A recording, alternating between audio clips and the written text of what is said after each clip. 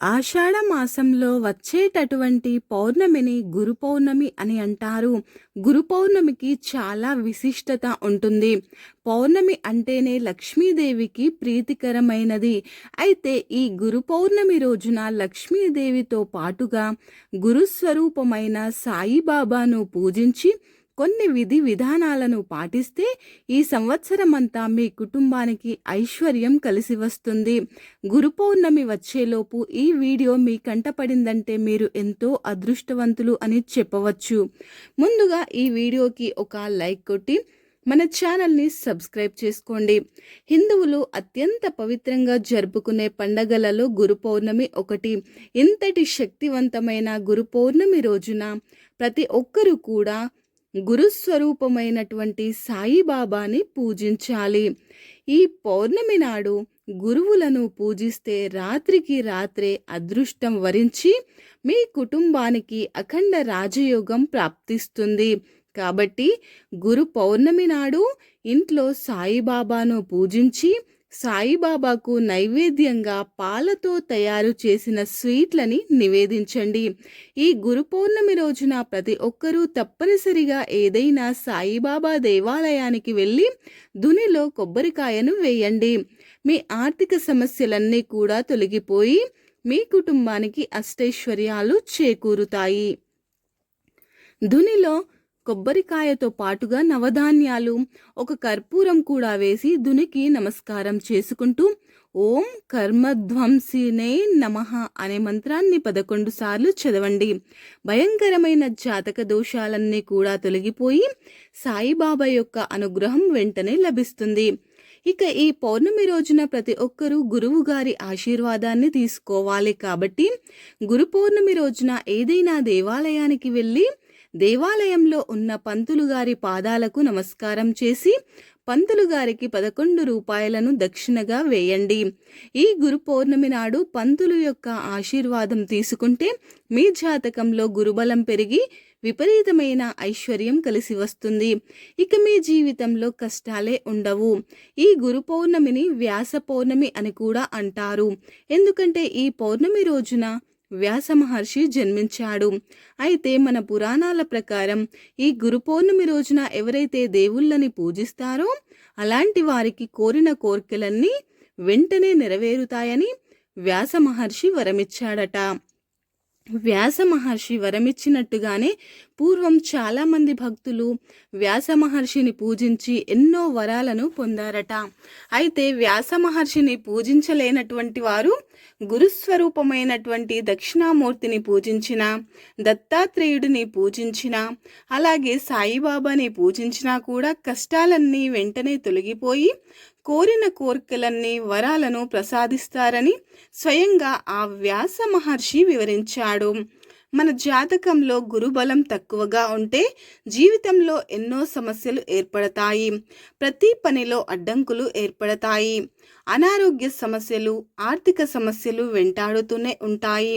అలాంటి వారు గురు పౌర్ణమి రోజున ఇంట్లో దీపారాధన చేసి ఒక శక్తివంతమైన మంత్రాన్ని చదవండి. ఆ మంత్రం ఏమిటంటే వ్యాం వేదవ్యాసాయ. ఈ మంత్రాన్ని 21 సార్లు చదివితే జాతక దోషాలన్నీ వెంటనే తొలగిపోతాయి.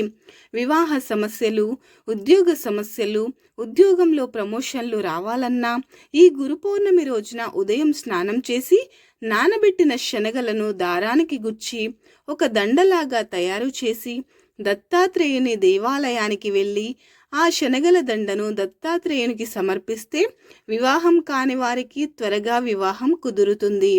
అలాగే ఉద్యోగం లేనటువంటి వారికి ఉద్యోగ ప్రాప్తి, ఉద్యోగాలు చేసే వారికి ప్రమోషన్లు లభిస్తాయి. మీ పిల్లలు విద్యలో బాగా రాణించాలంటే ఈ గురు పౌర్ణమి రోజున దక్షిణామూర్తి స్తోత్రాన్ని చదవండి. మీ పిల్లలకు మంచి విద్యా బుద్ధులు ప్రాప్తిస్తాయి. జీవితంలో గొప్ప స్థాయికి ఎదుగుతారు. కుటుంబంలో కలహాలు, భార్యాభర్తల మధ్య గొడవలు ఉన్నవారు ఈ గురు పౌర్ణమి రోజున ఓం శ్రీ గురు రాఘవేంద్రాయ నమః అనే మంత్రాన్ని 21 సార్లు చదవండి. భార్యాభర్తల మధ్య గొడవలు తగ్గి ప్రేమానురాగాలు పెరుగుతాయి. దత్తాత్రేయుని స్వరూపం మేడి చెట్టు. కాబట్టి ఈ గురు పౌర్ణమి రోజున మేడి చెట్టు కింద ఒక చిన్న ముగ్గు వేసి ముగ్గు పైన ఒక నెయ్యి దీపం వెలిగించి మేడి చెట్టుకు ప్రదక్షిణాలు చేస్తే విశేషమైన శుభ ప్రయోజనాలు కలుగుతాయి. కుటుంబ సమస్యలన్నీ వెంటనే తీరిపోతాయి. ఈ గురు పౌర్ణమి రోజున ఆ పరమేశ్వరుడు యోగ నిద్రలోకి వెళ్తాడట. తొలి ఏకాదశి రోజున విష్ణుదేవుడు యోగ నిద్రలోకి వెళ్తాడు. అదేవిధంగా ఈ గురు పౌర్ణమి రోజున ఆ పరమేశ్వరుడు భక్తుల పాపాలన్నీ తన జటాజూటంలో బంధించి యోగ నిద్రలోకి వెళ్తాడట. కాబట్టి ఈ పౌర్ణమి రోజున ఏదైనా శివాలయానికి వెళ్ళి శివుడిని దర్శించుకుంటే మనం తెలియక చేసిన పాపాలన్నీ వెంటనే తొలగిపోతాయి. ఇక విశేషంగా ఈ పౌర్ణమి రోజున తులసి మొక్క దగ్గర దీపం వెలిగించటం, రావి చెట్టుకు ప్రదక్షిణాలు చేయటం చేస్తే లక్ష్మీనారాయణుల ఆశీర్వాదం సంపూర్ణంగా లభిస్తుంది. అదేవిధంగా ఈ గురు పౌర్ణమి నాడు రాత్రి సమయంలో చంద్రుడిని చూస్తూ మీ మనసులో ఏదైనా కోరుకొని చంద్రుడికి నమస్కారం చేసుకోండి.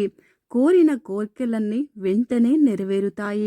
విపరీతమైన అప్పుల సమస్యతో బాధపడేవారు ఈ పౌర్ణమి రోజున ఆంజనేయ స్వామి వారి యొక్క చిత్రపటం ముందు ఒక నెయ్యి దీపాన్ని వెలిగించండి. అప్పుల సమస్యలన్నీ వెంటనే తీరిపోతాయి.